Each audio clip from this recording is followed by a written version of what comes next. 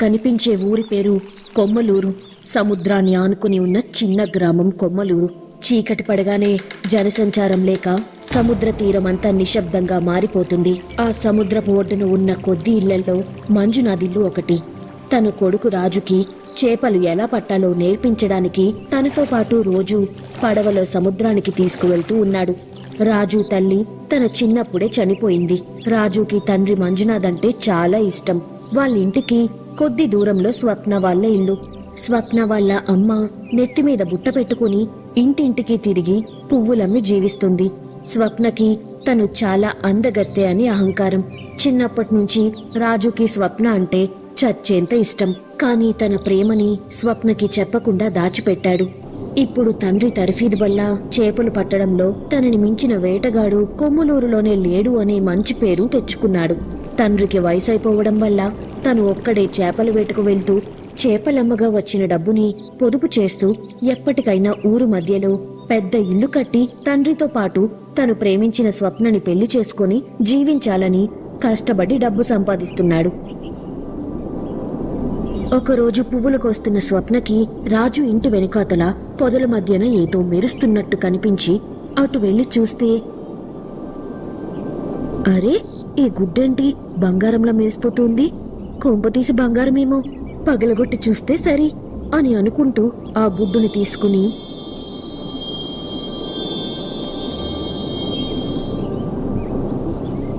ఇంటికి వెళ్లబోతుంటే రాజు ఎదురుపడ్డాడు. తన చేతిలో ఉన్న ఆ మెరుస్తున్న గుడ్డును చూస్తే తాబేలు గుడ్డులాగుంది, కానీ బంగారు వర్ణంలో మెరిసిపోతుంది. దీనిని ఎక్కడికి తీసుకువెళ్తున్నావు? ఇది నాది, నాకు దొరికింది. ఇంటికి తీసుకెళ్లి పగలగొట్టి చూస్తాను. ఏమో, లోపల బంగారం ఉంటుందేమో. స్వప్న, గుడ్డులో బంగారం ఎందుకుంటుంది? నీ అమాయకత్వం కాకపోతే. పగలగొట్టాక ఒకవేళ బంగారం లేకపోతే ఎంచక్క కూర వండుకొని తింటా. తప్పు, ఇది ఖచ్చితంగా తాబేలు గుడ్డు. అనవసరంగా పగలగొట్టి దానిలో ప్రాణం పోసుకుంటున్న జీవిని చంపకు. అయినా తాబేలు ఆయుష్ మనిషి కన్నా 2 రెట్లు ఎక్కువ. అంత ఆయుష్ ఉన్న వాటిని తినడం ధర్మం కాదు.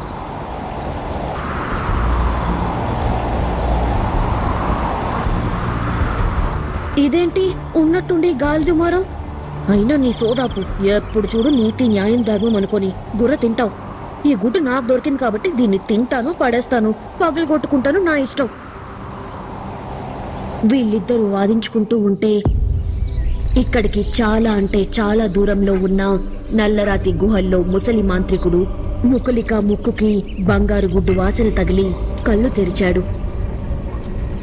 వాడి మొహంపై చిన్న చిరునవ్వు, కళ్ళు అగ్ని కనికల్లా బగబగమంటూ మండుతూ ఉన్నాయి. నిశ్శబ్దంగా ఉన్న ఆ గుహ మాత్రం భయంకరంగా ఏదో ధ్వనిస్తూ ఉంది.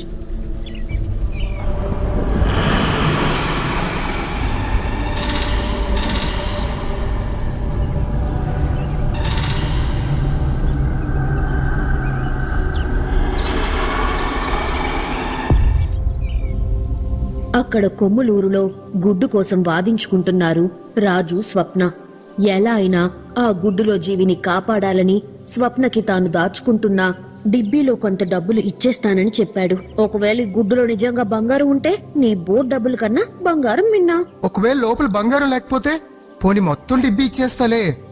స్వతహాగా డబ్బు పిచ్చి ఉన్న స్వప్న సరే అని ఒప్పుకుంది. ఏంటి, ఒక తాబేలు గుడ్డు గురించి నువ్వు దాచుకున్న డబ్బంతా నాకు ఇచ్చేస్తావా? నీది అమాయకత్వమా లేక తింగరతనమా? ఏదైతే నాకేంట్లే. నీ డబ్బులు డిబ్బిని నాకు ఇచ్చేసి ఈ గుడ్డుని తీసుకో. రాజు తను ఇప్పుడు వరకు దాచుకున్న డబ్బుని మొత్తం స్వప్నకిచ్చేసి ఆ గుడ్డుని తీసుకుని వెళ్లి దాని చోటులో పెట్టేశాడు. గుడ్డు మెరుస్తూ ఉంది.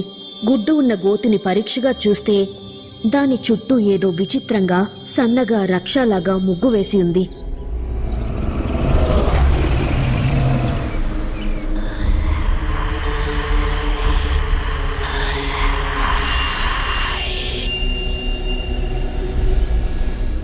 రోజులు గడుస్తూ ఉన్నాయి.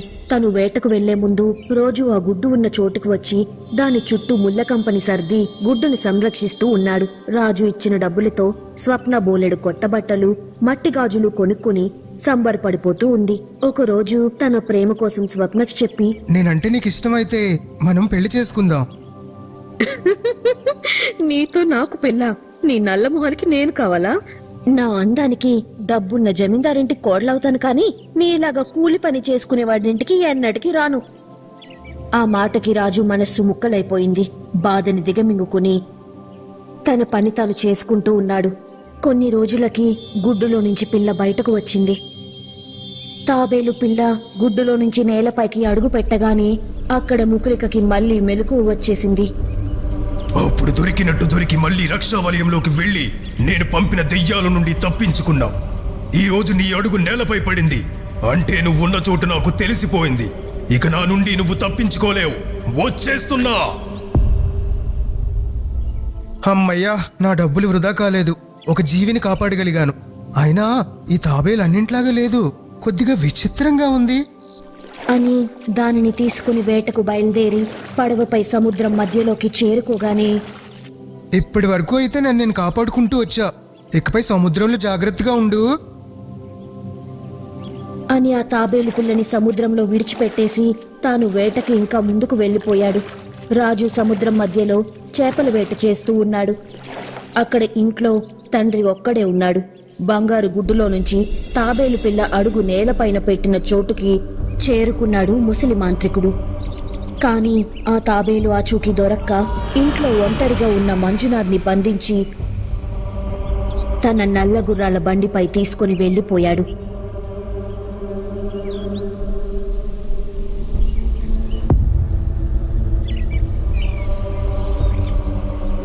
ఆ తాబేలు అడుగులు నీ ఇంటి వెనుకే ఉన్నాయి. అది నడుచుకుంటూ సముద్రంలోకి వెళ్ళలేదు. దాని అడుగు పక్కన మనిషి అడుగులు ఉన్నాయి. వచ్చే అమావాస్య నాటికి దానిని బలివ్వాలి. ఆ తాబేలు ఎక్కడుందో చెప్పు, లేదో నిన్ను ప్రకోలి క్షుద్రదేవతకి బలిస్తా. నువ్వు ఎవరు అనుకోని నన్ను ఎత్తుకొని వచ్చావు? నాకు నువ్వు చెప్పిన తాబేలు గురించి ఏమీ తెలియదు. నన్ను వదిలి పెడితే వెళ్ళిపోతాను. నాకు కావలసిన తాబేలు అడుగు మోపిన చోటు పక్కన నీ ఇల్లు మాత్రమే ఉంది. అంటే నీకు తప్పకుండా ఆ కుచ్చికా జాతి మాయా తాబేలు గురించి తెలిసే ఉంటుంది. చెప్పు, లేదో చస్తావు. అక్కడ ఇంట్లో తండ్రి లేకపోవడంతో ఊరంతా వెతుకుతూ ఉన్నాడు రాజు. 3 రోజులు గడిచినా కూడా తండ్రి ఏమయ్యాడో ఎక్కడికి వెళ్లాడో తెలియదు. తండ్రి ఆచూకీ తెలియక పిచ్చివాడిలాగా 4 వైపులా వెతుకుతూ తిరుగుతూ ఉన్నాడు.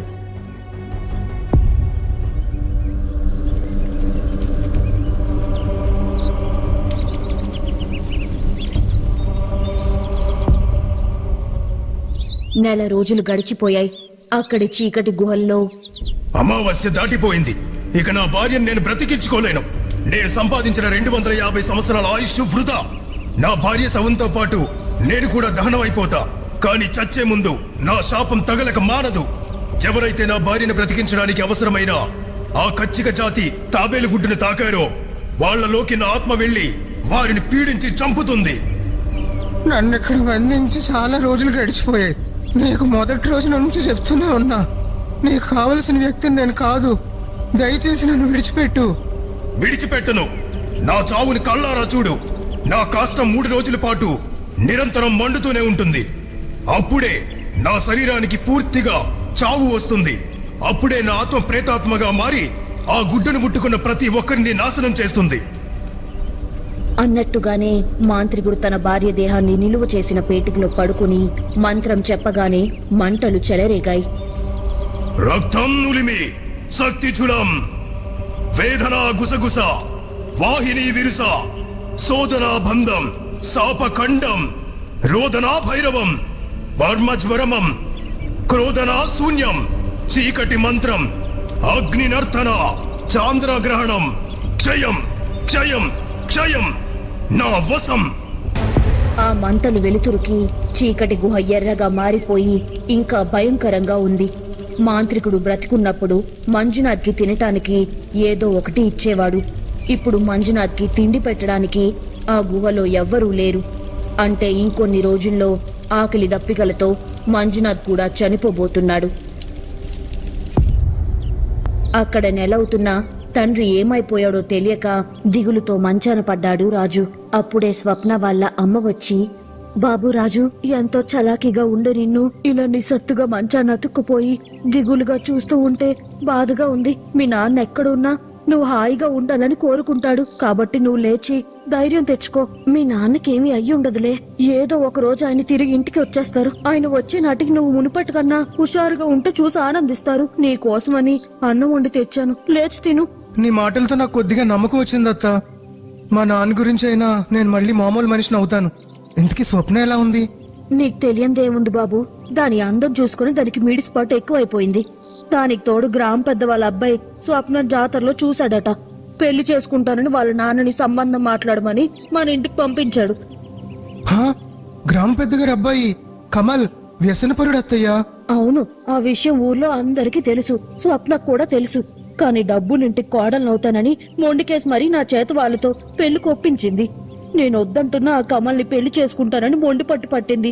వచ్చే వారమే స్వప్న పెళ్లి నాయనా అని చెప్పి స్వప్న వాళ్ళమ్మ వెళ్లిపోయింది. కన్న తండ్రి ఏమైపోయాడో తెలియక దిగులు ఒక పక్క, తాను చిన్ననాటి నుంచి ప్రాణానికి ప్రాణంగా ప్రేమించిన స్వప్న పెళ్లి జులాయి వ్యసనపరుడైన కమల్తో నిశ్చయమైందని బాధ ఒక పక్క. కన్నీళ్లాగటం లేదు రాజుకి. తాను బ్రతికుండటం వ్యర్థమని చనిపోవాలని నిశ్చయించుకొని తను పడవని తీసుకుని సముద్రంలోకి బయలుదేరాడు. చాలా దూరం వెళ్లిన తరువాత పడవని ఆపి సముద్రంలోకి దూకేయబోయాడు. అప్పుడు ఉన్నట్టుండి మెరుపులు, సముద్రమంతా అల్లకల్లోలంగా మారిపోయింది.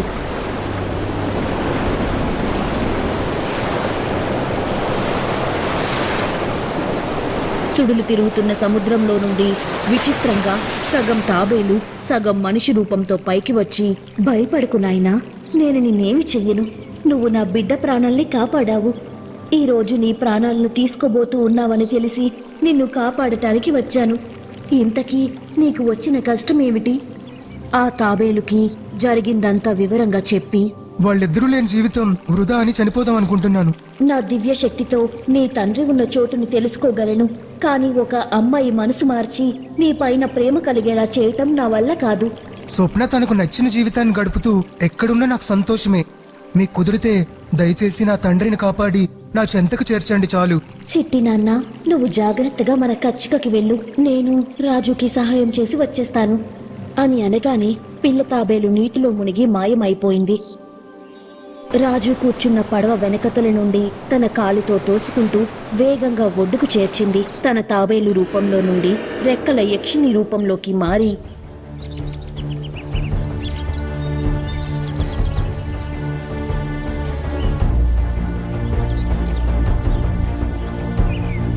ముసలి మాంత్రికుడు ఉండే చీకటిలోకి చేరుకొని ఇంకా మండుతున్న మాంత్రికుడు చితిని చూసి, వీడి పేరు వక్రకేతు.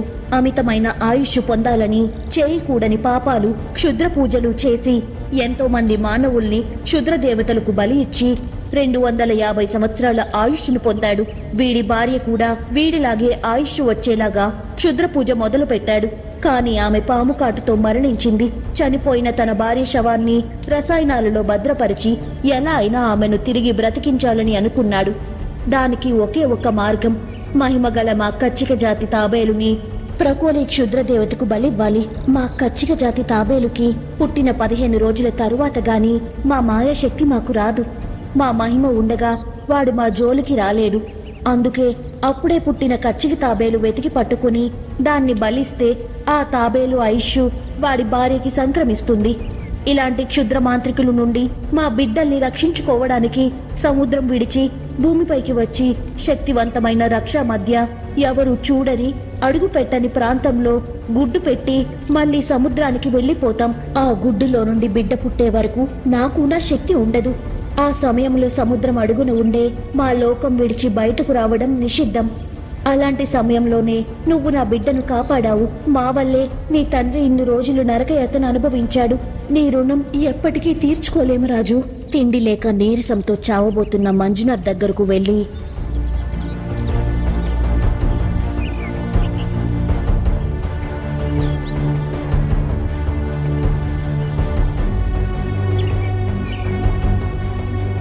తను కాపాడి ఇంటికి తీసుకుని వచ్చేసింది. తన చేతితో మంజునాథ్ నుదుటిపై తాకగానే మంజునాథ్ ఒంటిపై ఉన్న గాయాలన్నీ మాయమైపోయాయి. కొంతసేపటికి మీ తండ్రికి నీరసం తగ్గి మెలకువ వస్తుంది. తాను ఇప్పుడు పూర్తి ఆరోగ్యవంతుడు. నీ పేదరికం, నీ రూపం నచ్చక నిన్ను, నీ ప్రేమని తిరస్కరించింది ఒక అమ్మాయి. కాబట్టి నీకు ఒక కానుక పెట్టి ఇస్తున్నా. నీకు అవసరమైనప్పుడు దానిని తెరువు.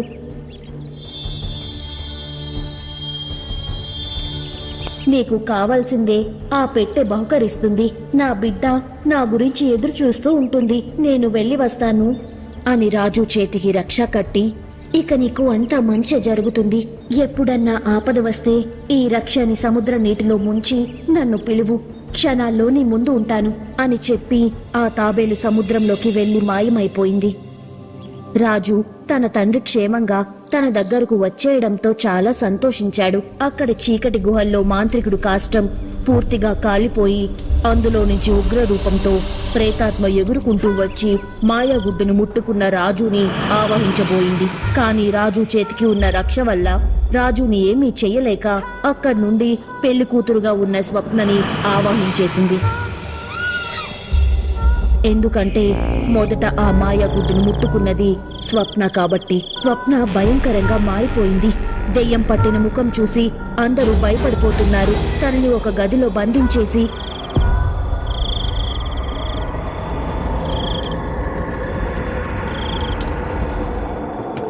సహాయం కోసం పక్కూర్లో ఉండే మంత్రగత్తెని తీసుకుని వచ్చారు. తం త్రం క్రం దీం దూ నాగం లాగం భూకం కూకం సిద్ధి సిద్ధి చం చం చం స్వాహ భూష క్రూ క్రూ వశం వశం శం శం శం. శక్తివంతమైన గోరక తంత్రం ముగ్గు మధ్యలో స్వప్నని తాళ్లతో కట్టి ఉంచి నల్లపందిని బలి ఇచ్చి స్వప్నని ఆవహించిన ప్రేతాత్మని బంధించేసింది. కానీ స్వప్నలో నుండి అతి కష్టం మీద బయటకు వచ్చిన ఆ ప్రేతాత్మ స్వప్న శరీరాన్ని కాల్చేసింది. ప్రేతాత్మ వేడికి స్వప్న శరీరం నల్లగా అందవికారంగా కమిలిపోయింది. పెళ్లి కూతుర్ని ఆవహించిన ప్రేతాత్మని బంధించగలిగాను. కానీ నా కూతురికి ఏమయ్యిందవ్వా? ఆ ప్రేతాత్మని కూతురి కడుపులో ఉన్న గర్భసంచిని తినేసింది. అంటే నీ కూతురికి ఎప్పటికీ పిల్లలు పుట్టరు. దానికి తోడు ప్రేతాత్మ అగ్నిశక్తి వల్ల అమ్మాయి ఒళ్ళంతా కాలిపోయి అందవికారంగా తయారయ్యింది. ఇక ఈ పిల్ల జీవితాంతం ఇలా కురూపిలాగా బతకాల్సిందే అని చెప్పి మంత్రగత్తె వెళ్లిపోయింది. అందవికారంగా మారిపోయిన స్వప్నను చూసి, ఛీ, దీని మొహం చూస్తేనే అసహ్యంగా ఉంది. దీన్ని ఎలా పెళ్లి చేసుకుంటాను? నాకు ఈ పెళ్ళొద్దు, ఈ పెళ్లి కూతురు అసలొద్దు అని చెప్పి నిశ్చయించుకున్న పెళ్లిని రద్దు చేసుకుని వెళ్లిపోయాడు. తన రూపాన్ని అద్దంలో చూసుకున్న స్వప్న వెక్కి వెక్కి ఏడ్చింది. ఈ విషయం తెలుసుకున్న రాజు పరుగు పరుగున స్వప్న ఇంటికి చేరుకుని తనని ఓదార్చాడు. తన కోసమని మాయా తాబేలు ఇచ్చిన పెట్టెని తీసి స్వప్న ముందు పెట్టి, నేను పుట్టినప్పటి నుంచి ఇలా నల్లగా ఉండేవాణ్ణి. దానికి తోడు అబ్బాయిని కదా, ఎలా ఉన్నా పర్వాలేదు. ఈ పెట్టవసరం నాకన్నా నీకే ఎక్కువ ఉంది. నువ్వు కళ్ళు మూసుకో స్వప్న. బింకు బింకు దమ్ దమ్ దమ్, గొట్టు పొట్టు దమ్ దమ్ దమ్, లూకీ బూకీ తూ తూ తూ, చింతమింత బూ బూ బూ అని మంత్రం చెప్పి పెట్టెను తెరవగానే అందులో నుంచి రంగురంగుల విచిత్రమైన కాంతి ఆ గది అంతా ప్రసరిస్తూ ఉంది. ఆ కాంతి స్వప్నపై పడగానే తన వికృతమైన రూపం మెల్లమెల్లగా మామూలుగా మారిపోయింది. మునుపటి కన్నా అందంగా ఒంటి నిండా బంగారు నగలతో ఉంది స్వప్న. గదిలో నుంచి బయటకు రాగానే స్వప్నని చూసి అందరూ ఆశ్చర్యపోయారు. కొమ్ములవ్వ స్వప్నని పరీక్షించి, ఏం మాయ జరిగింది? స్వప్నకి తన గర్భసంచి తనకి వచ్చేసింది. ఈ పిల్ల మునుపటి కన్నా ఇప్పుడు ఆరోగ్యంగా ఉంది అని చెప్పి తను బంధించిన ప్రేతాత్మని తన మంత్రదండానికి కట్టి తీసుకొని వెళ్లిపోయింది. స్వప్న మునుపటి కన్నా అందంగా మారిపోయిందని తెలుసుకుని గ్రామ పెద్దగారి అబ్బాయి కమల్ తనని పెళ్లి చేసుకుంటానని చెప్పి కబురు పంపించాడు. ఇన్నాళ్ళు అందు ఉన్నదన్న అహంకారంతో, డబ్బుపైన వ్యామోహంతో ప్రేమ విలువ తెలుసుకోలేకపోయాను. తన రూపాన్ని మాత్రమే చూసి తనని పెళ్లి చేసుకుంటానని వెంటపడుతున్న కమల్ని కాదని, రాజుని పెళ్లి చేసుకోమని, తనని ప్రేమిస్తున్నానని, తాను చేసిన తప్పుని మన్నించి తన ప్రేమను అంగీకరించమని అర్థించింది. స్వప్న రాజుల పెళ్లి ఇరువైపుల పెద్దలు నిశ్చయించారు. కాని కమల్ మాత్రం తను డబ్బున్నవాడిని అని, తను ఏం చేసినా చెల్లుతుంది అని వాళ్ల పెళ్లికి అడ్డుపడాలనుకున్నాడు. ఊరిలో దండోరా వేయించాడు. స్వప్న రాజుల కుటుంబానికి గ్రామ పెద్దగారు ఎలివేశారు.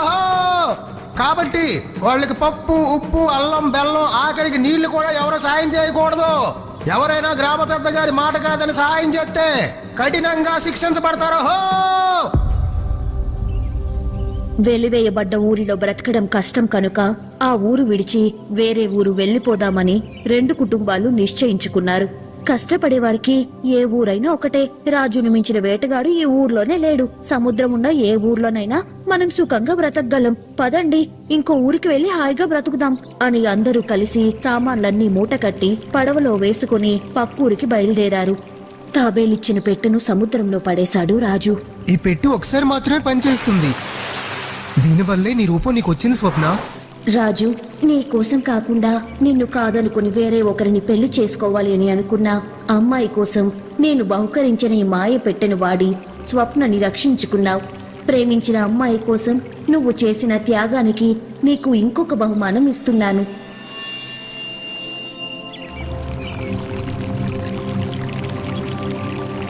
అని ఇంకొక పెట్టెను బహుకరించి తాబేలు మాయమైపోయింది.